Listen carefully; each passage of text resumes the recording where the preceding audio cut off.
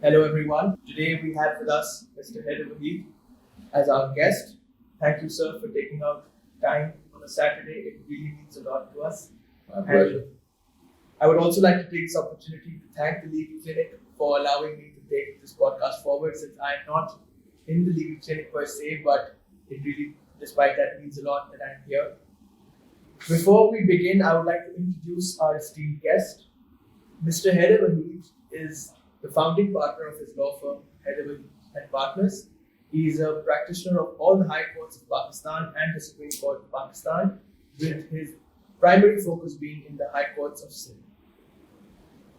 He is also a television anchor at his show called Agenda 360, which tells us that yes, you can be a successful lawyer with immense caseload and yet, follow your passion and be a television anchor and, be a different personality apart from the typical lawyer who goes to court and goes home. So I believe that element of your personality also brings a lot of freshness to the table when we conduct this interview. Thank you. My first question to you, Haider Saab, will be for you to explain your career trajectory, because I believe when you started undergrad, it was in fact not in law. You had done a degree in marketing, I believe. Right. I'd actually started working as a product manager, and I was in charge of 5 pharmaceutical products across the country. And I launched a roxithromycin macrolide antibiotic for children called Ulid D, a 50 milligram dispersible tablet, I still remember, across the country. So it all started at that time on a different footing. But then enough people started telling me that I was enough of a trash talker to try my luck at law. And that's where I got into what I think is, if there is a calling for me, then I think it was the legal profession. And as far as the legal profession is concerned, when you started with law and you came back to Pakistan, what was it like? Because, of course, your experience in your previous profession was far different from what the city courts are like. And I believe when you start your practice, that is where you go. So you go to the city courts and you get this reality check that, life is very different outside the corporate world. So how did you sort of adjust to that? And how did you build your career upwards from there, leading to where you are today? Now, if you didn't ask me another question in this interview, this ought to cover it, but I'll try to be brief about it.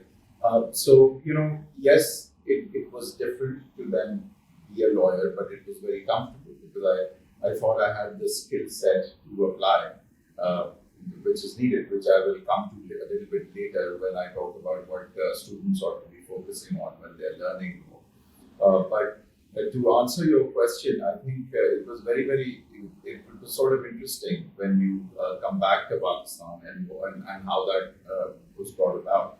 So I got like a very lucrative job at that time in Houston, Texas, which was for, I remember, $80,000 in 2002, which was like $130,000 in New York at that time. And so it was a bit of a start. I got 10 suits. I only had one at the time, and I bought 10 suits. I was going to get my first 3 series Humara, and I was going to settle down in the US forever. And my father was visiting at the time, and I remember driving with him to what would have been to the outskirts to an outlet mall. It turned out to be a 3-hour drive to another city, and I remember asking him whether I should come back to Pakistan or stay on in the US. And he's ordinarily quite formal with me in the words that he chooses, but I remember him getting a bit comfortable and pointed, and after a lot of prodding, he told me that midlife crisis हो जाएगी वापस. So he never says poo to me. It was different. It was like he was making a point or something. So I decided that I wanted my story to be written where it's most likely to be read. And that was fundamental in my decision to come back, alongside the fact that I wanted to grow older with my parents. And it was important to me to live with my parents because I often heard of people in the US at the time to always get that call when it was too late. And it's never enough with someone you love, but you always hear of your parents dying there and you just never having had any time. So I didn't want that for myself. And the other thing was that I decided that there was one thing that I was never going to be, that I was never going to be that man that lives in the West and watches Sama and Geo at night. So that wasn't the split life that I wanted. There's nothing wrong with watching Sama and Geo in your, in the evenings, as you will find out. I'm quite a proponent of watching at least one of those two channels. But so I didn't want that life. I didn't want to be living there and thinking about here. So I decided that, like I said, I wanted my story to be written where it's most likely to be read. And so I came back. And I have to say that there have been ups and downs, especially that one incident that I can't forget, where there was this bomb blast at this police officer, this SSP, I forget his name. His whole house was blown up in the defense phase 8 area, and I only live a lane away from it. So I was sleeping on my bed when all this glass was falling on my face, on my whole self, because everything had shattered. The whole house had moved even ours, which was like a lane away. Chaudhry Aslam, his house was bombed, and I remember my kids had just left for school, and that was that feeling at that time that did I really make the right decision to come back? But really, it's never been a moment that I regretted coming back to Pakistan, and I think at the end of the day, whatever it is, it's our country, and I think we need to contribute to it. And I think the way you can be part of the fabric of this country, your own country, you can't really accomplish that abroad. So you can have 10 Mercedes and 5 Ferraris parked out in the garage, but you still won't be, or you're unlikely to be part of the fabric of that country the way, at least I wanted to be part of the fabric of this country.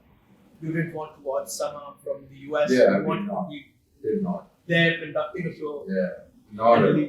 Yeah. I was never going to do that. But because, like I said, I'm also culturally, I think, more inclined towards my own country. I think, in spite of my seemingly proficiency in the English language, moderate proficiency, I do think that overall culturally, I was more suited to live here anyway. So it wasn't much of a sacrifice, but that was until I got my first paycheck when I realized what the sacrifice was, and it was significant. But I was lucky where I started with a fantastic, I think one of the best law firms in the country to start, and I have nothing but good things to say about that firm and the people of that firm. It was Khalid Anwar and Company, and Khalid Anwar is one of the greatest lawyers that this country has ever produced, if not the greatest. So it was wonderful to have started there. They were lovely people, and I still have very, very close relations with that family and that firm. Thank you. I actually think that's a very important point you mentioned, because a lot of students in Delhi and even in Pakistan aspire to do their postgraduate in the UK or the US and then aim to find a job there, while they don't really do a self-analysis of whether they would want to live there and settle in as a... I'll tell you, I'll put it very simply. The question you need to ask yourself is that, regardless of the fact that you will be successful, so this is what I thought. I was like, I'm going to be successful in Pakistan, and I'm going to be successful in the US. But what will that success really look like? And is that the life I want? Will that be real success? Where will real success be like? What will be the success that is closest to my inner self, with what I truly want? What will success feel like? Because at the end of the day, when you call someone, you don't ask them how are you looking today? You go like, how are you feeling today? How are you feeling today, right? So it's all about, at the end of the day, how you feel. And, as I've grown older and I'm touching 46 now, just like in a week or something or less, I've come to realize that at the end of the day, it's not how she looks, it's how she makes you feel. So it does matter. For sure. That's a very on-point analogy, I guess. So, before... How she looks may affect the way she makes you feel, but at the end of the day, it's how she makes you feel. But I'm trying to obviously talk about everything here, that it does matter how you feel about your success. Success is not a mathematical equation. It has to be a painting, right? It's not like an equation. It's not an arithmetic problem. It's not 2 plus 2. It's how the picture of your life feels like. And when I thought about coming back to Pakistan and people were talking about how there's so much mud on this mirror, and I felt like I looked at myself and I felt like I'd just gone and swiped at that mud with my hand like this and wiped it clean enough for me to have hope that one man can make a difference at least to his own life. And no matter what they say, at the end of the day, you make your own reality. Well said. Well said. I think we can come to the question, which is that what advice would you give to our young and budding lawyers with regards to how they need to look at the profession, what to expect when they start off? I think the legal profession and any profession is more about your skill set. So when you are learning, you need to develop a skill set. You need to focus on your skills, your ability to comprehend, your ability to analyze, your ability to read, write. When you focus on intellectual clarity, when you focus on methodical learning, when you focus on chronologically arranging facts, when you learn how to read a document, when you learn how to read between the lines, think out of the box, these are the things that prepare you. It's not just the knowledge of just knowing something. It is to understand something. Memorization is important and memory is important, but it's not everything. You have to conceptualize, intellectualize, and understand something. When you understand something conceptually, you are bound to think out of the box. You're bound to think beyond limitations. And learning how to think and developing your skill set is all that's really going to matter eventually. It's not going to be the knowledge alone. The knowledge is something you can acquire. But to develop a skill set takes time, and it's got to start now. It's never too early to start to develop a skill set. And the exercise of doing something is sort of developing your skill set if you're doing it with the right approach, with the right attitude, and with the right method. So I think that's what's most important. I agree. So because knowledge is a lifelong process, knowledge तो आ ही जाती है. Yeah. Knowledge तो आ रही है. लेकिन knowledge का के साथ करना क्या है? और knowledge को पूरी तरह समझना ही knowledge है. Knowledge is not just to know something, but to understand it is to really know it. Great. So that is what. And understand where it fits. Context is another thing that I will mention. Like context is most important in life. In what sense? In the sense that you need to know where what fits. You need to understand what means where and how. It's not, things cannot be taken in isolation. Something fits somewhere in your life, and it's really. I'm a big picture jugular person. I'm not a nitty-gritty person, although I've suffered for it. I am not as disciplined as I should be. I'm a horrible manager. I think I've got serious deficiencies. I'm inadequate in many respects. But what I did do was that I picked up my strengths and I went along with them. And I think at the end of the day, I think it's better to just go along with your strengths than to worry about your weaknesses too much, because you're not going to be perfect. But you got to play on the turf where it's more familiar and where you know what to do. Makes sense. So coming to the topic of today, which is workplace harassment and harassment laws in Pakistan, and especially in our field, women generally feel very unsafe while choosing the law as their profession and litigation more so as their future career path. So I would like you to provide us some sort of an insight into how progressive and how accessible do you think these laws are, and the whole element of access to justice with regards to the laws of harassment. See, I think the issue of gender and women and women's rights and sexual harassment is a larger conceptual and societal issue as well. But it has to be tackled very specifically, and it is unfair to relegate it to a generality. And that's what we do. Like when we distinguish between crimes and hate crimes, you would think a hate crime is also a crime, but it has to be given special attention. because it's a hate crime. It has to be looked at specifically. In much the same way, I think gender-related issues need to be looked at specifically. I think sexual harassment in particular needs to be looked at specifically, but also gender-based discrimination, women hating. These are things that need to be looked at specifically. To start from the law itself, the law is based on the United Nations concept and text and is broad enough to cover most things. It is now coded. There is the 2010 Act. And I think that in and of itself, the language of the law might suffice. The problem is that it is in the implementation of how organizations and small enterprises don't have an inquiry committee and departmental remedies in place, which can be the first step and the first place that a woman who is being harassed can look to.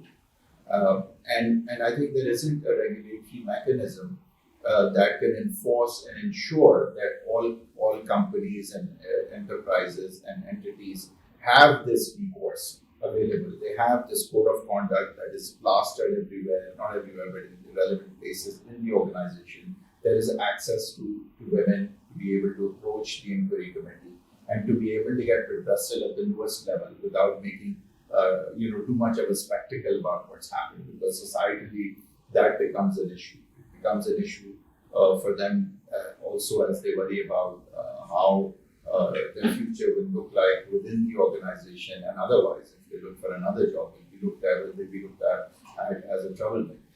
I think whenever harassment starts, the first thing to do is to start collecting evidence, to tell something.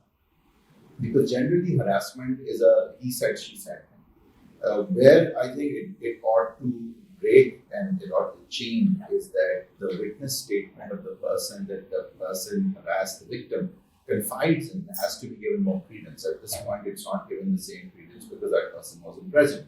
But really, if you think about it, women are very unlikely to report harassment other than if there was some personal aspect involved, there was spawned from some relationship, there was some vendetta, which is a very, very rare or at least a very, very small minority occurrence. Largely, women would not bring up something like this as a false accusation. There has to be some reason and a good reason for them to be complaining about something like this. So it has to be taken seriously. The recourse available in law has to be in substance and letter and spirit made available as a remedy and not just as a formality. And I think if there are organizations that don't have recourse to an inquiry committee and departmental remedies, then the ombudsman is actually the recourse to get the same remedy. There should be a regulatory framework to enforce that this remedy is made available in all entities, which at this point is largely absent, unfortunately. And as far as the criminal side is concerned, I think the police is not sensitized enough to understand that workplace harassment is a real issue and it's a crime. And it ought to be treated exactly like that. So in much the same way as domestic violence is sometimes looked at as by the police as, hey, that's between you and your husband. But it's really not. I mean, it's a crime. When it's a crime, it's between the state and the accused, and the complainant ought to get redressal in criminal jurisdiction as well. But societally, I think it's very important to sensitize everyone to the nature of what is happening and how it affects people.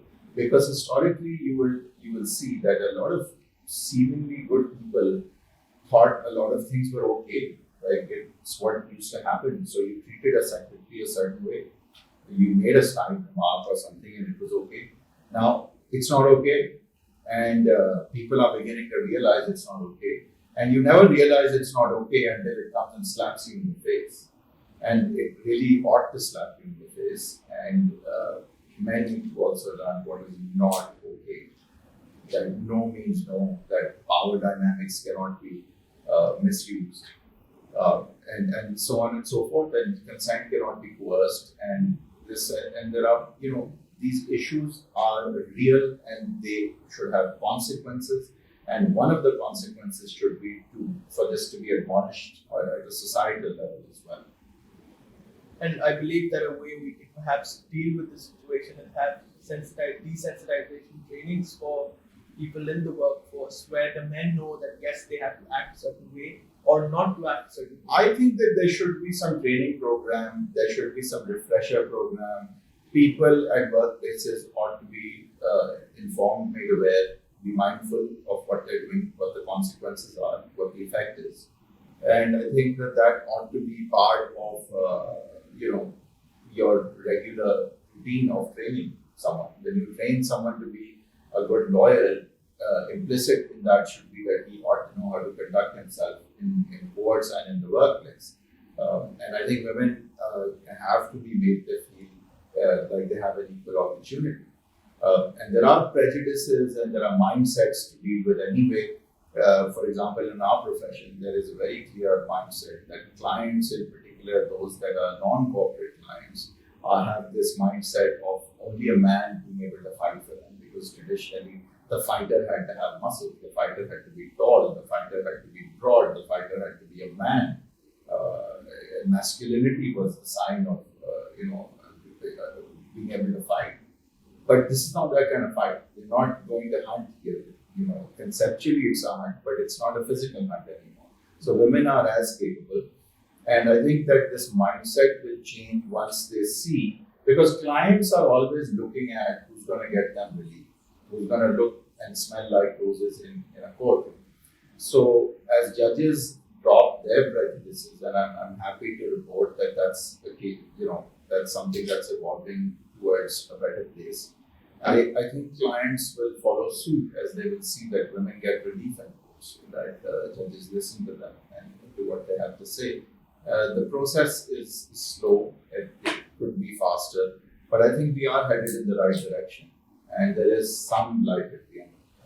For sure, because we also have female justices, at least in the High Court where I witnessed, we have female judges sitting on the bench, which gives us representation of women in the court itself. So the person who's giving you redressal, if she is a woman, then yes, definitely, there is no boundary stopping anyone from coming. Correct. I think it sends the right signal, but having said that, it's the mindset that you fight, and that mindset is not restricted to just men. It's a mindset that's restricted to a certain time and a certain place where even some women come from. But it is heartening to see women, and I think there should be more lady judges. For sure. So you've given us a very clear outline of how a person can approach a situation where they have been harassed. But for you to give us a systemic guideline, for example, let's say person A was harassed by person B. What is person A to do? So from right up to when they go up to their superior. So when they go to their superior officer and then right up to when they go to court, what is the process like? Is an FIR filed? Where is it and how is that? So the first thing you want to do if you feel like you're being harassed or that situation is starting to happen is to collect evidence immediately, like text messages, any other kind of innuendo, something, some note being passed, whatever it is, emails, collect evidence. Report it immediately. The sooner you report it, who are you going to report it to? To the inquiry committee in your organization, to the ombudsman if there is no inquiry. If it is that severe, then you can go for criminal recourse as well. But either way, you start collecting evidence, you tell people, you develop witnesses, you understand that what is happening right now is something that ought to stop and ought to have redressal and ought to have punishment for the perpetrator. And so you collect evidence, you tell people, and you follow the recourses available. So the first step is identifying what's happening to you is something that you have to understand what is harassment. Exactly. And the other thing also is that gender-based discrimination and women hating isn't limited to sexual harassment. It is the mindset and stereotype of that women are just not to be taken seriously. They're too stupid or too crazy. Their real job isn't at the workplace. If they're there, it's because of their father and their brother or their husband.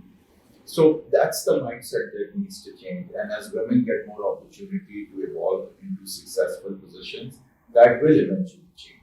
And I think men in power have a great responsibility. You see, when you are in power, then you represent about, and indicate what is acceptable and what is not. So you will notice that if the head of chamber starts wearing shalwar kameez to work, a lot of people will start doing that. It's not going to be seen as vulgarity. They will do it. So women, I think men in power have a great responsibility to set the right example and set the tone of their organizations to make sure, as much as they can, that none of this happens when they have a role to play. For sure. When we talk about the legislature in place, namely the Protection Against Harassment of Women at the Workplace Act, how comprehensive and victim friendly do you feel it is, and if there's any room for improvement on that law, or is it adequate enough and it covers enough factions of the particular offence itself? I think the law is broad enough, but it's the implementation of the law and the societal understanding of it, the way the police understand it, the way the judges understand it, the way societies and in-laws understand it, the taboos attached, the stigmatization.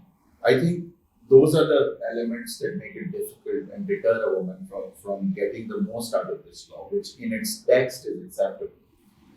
But it's not acceptable because it's not giving the women the remedy that it ought to.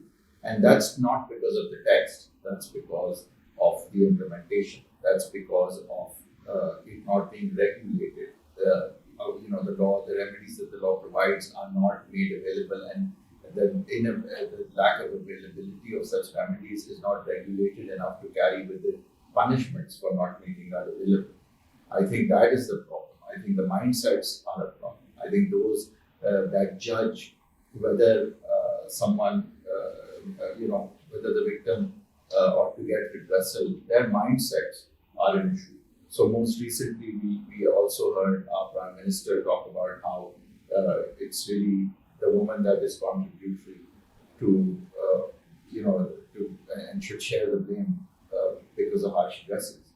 The implication perhaps was something like that.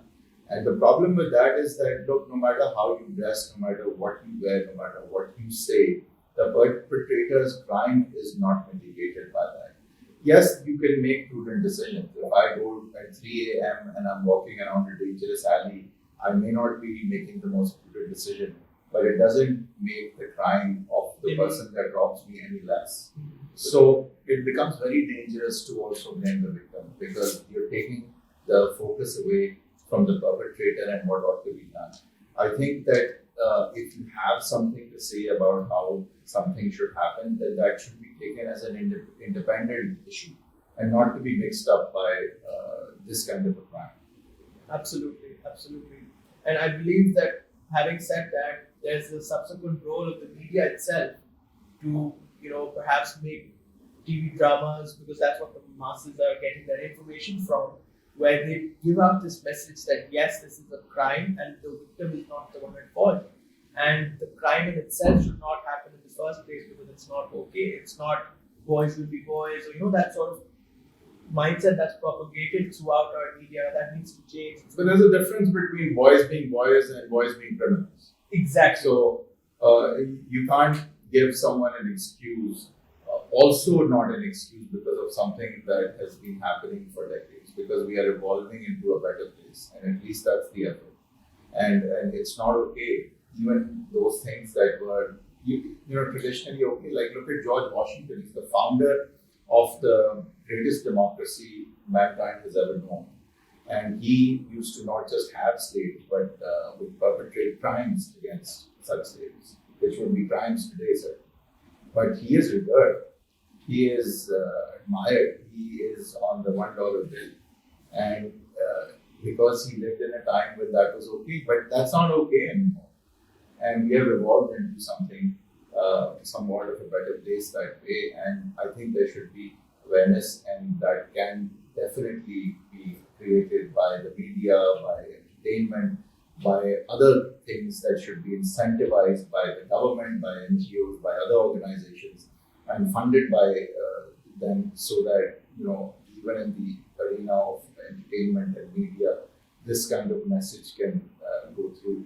And I think it's important that it does, at a societal level, this understanding permeate right across, because that's when real change will happen.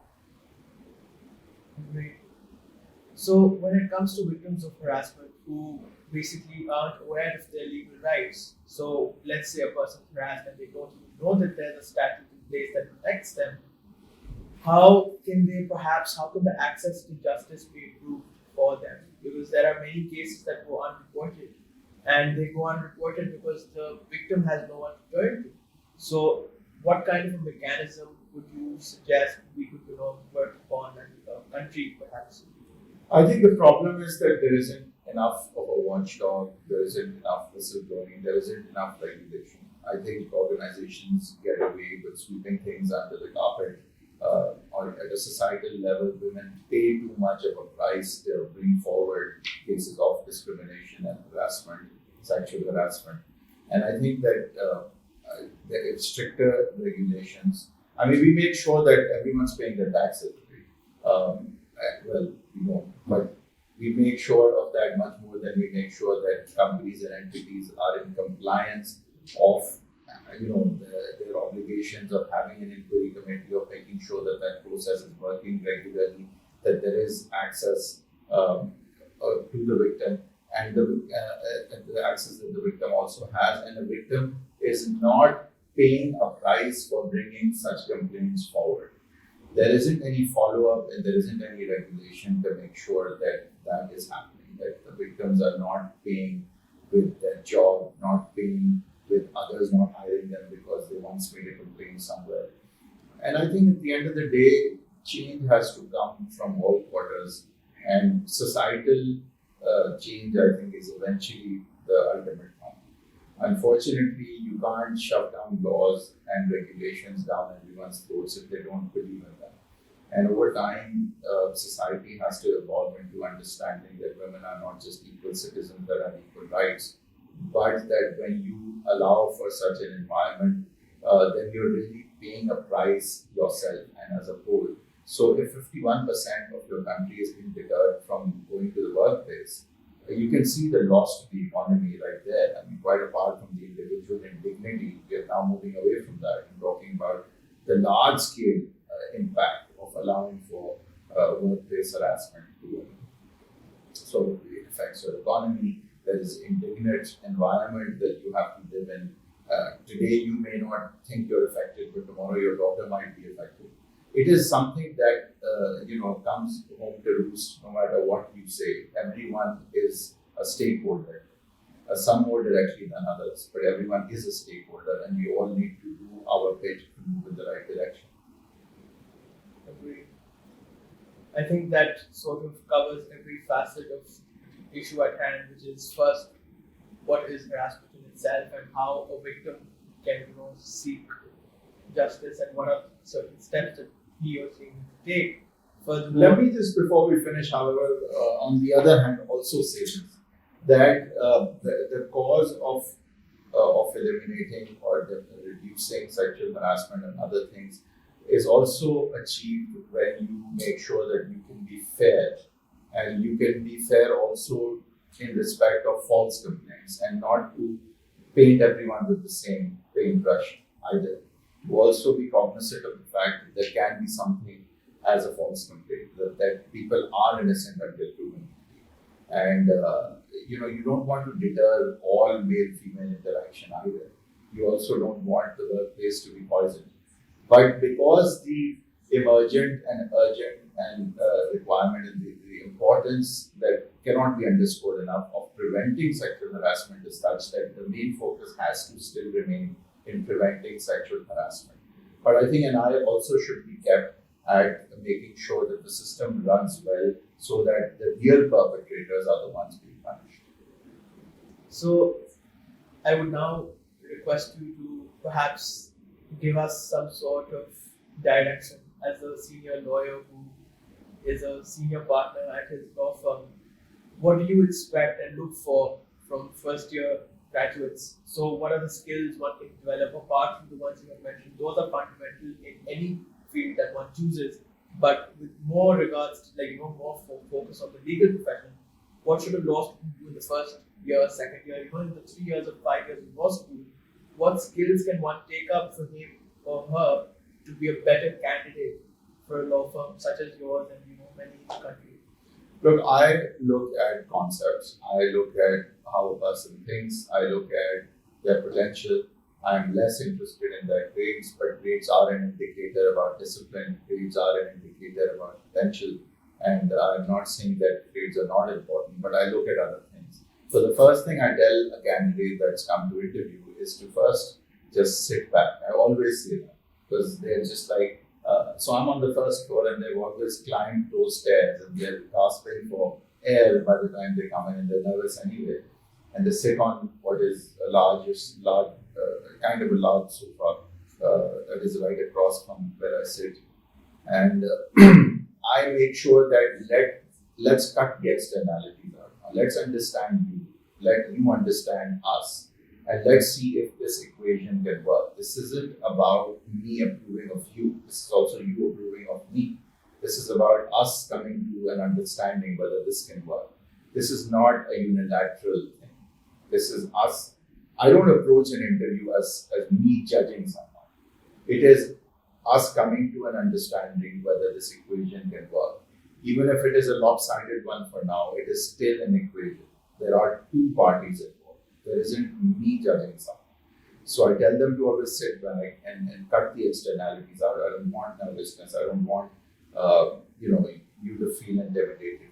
Just sit back and let's have a conversation.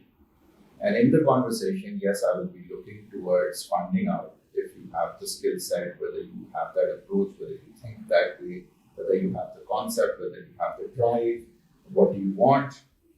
What do you want from life? Is this the right place for you? Are your life objectives clear at this point? Even if they're not, whatever they are, can they be met here? So is this going to work? That's what I'm looking at. It's not about me judging someone. As it should be, I guess that's the right approach to take. And it's good for me also. It's not just good for them. It's good for me. You get the real picture. Yeah, and I get the right candidate. I get the right person. I don't want to just, mechanically put a number on people and go like, this is 7 out of 10, this is 8 out of 10. Like I said, life for me is not an arithmetic equation, it's a painting. You got to paint your own life painting, your own firm painting, and your own approach painting. But it's a painting. I agree with that. And I mean, I've had the opportunity to intern at your firm 2 years ago. I was at the DHA office. But I can tell you that the culture of everyone being treated equally was there. And even though I was yes, I must say that we probably, I don't know this statistically, but you can correct me if I'm wrong, because you have the most senior lady lawyer at our firm sitting right here. That I think that we have more lady lawyers than any litigation firm in Pakistan. Well, in Karachi that I know. I don't know any other litigation firm that has more lady lawyers.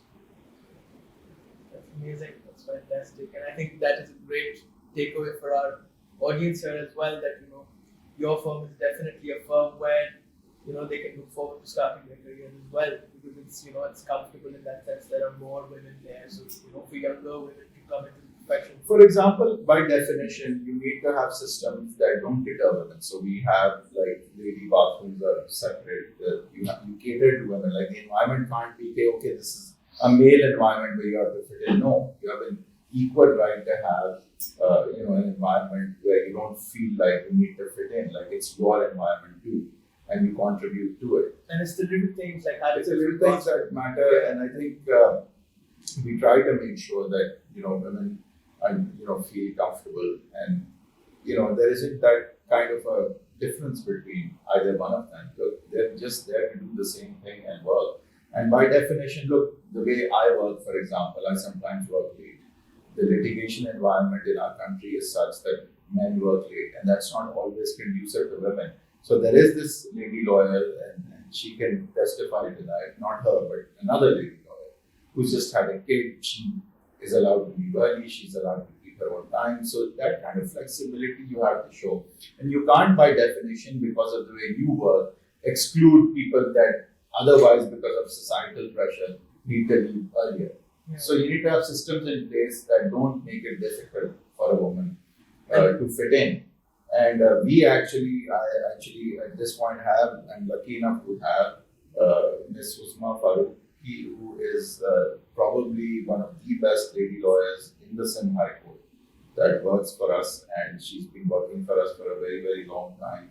And she's pretty much marshalling things around, and people are very afraid of her now.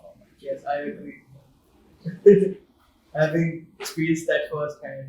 So there's a question that arises that what if there is no evidence that the victim can collect, and if it's one instance but a severe instance and it's not a build-up?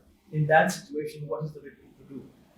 I think a victim ought to report it and tell people about it. Witnesses don't always have to be eyewitnesses, but largely the evidence, even where none is direct, circumstantial evidence can be looked into. So if you tell people and give a very vivid account of what happened, and there are people to come and testify that right immediately after the incident it was reported as such, that can at least go some way in establishing what happened. It is an evolving situation about how courts look at it, and it is difficult because it is generally a he said, she said situation. And it's something that I think where the law will evolve and develop further. But we are moving in that direction. And like I said, collect the evidence. If you don't have any concrete evidence, then report it immediately, tell people about it. And it's those people whose testimony will have to be then taken serious. Makes sense. Also, do you think law firms should have a policy or rule book in place that makes sure that women feel safer in a workplace environment?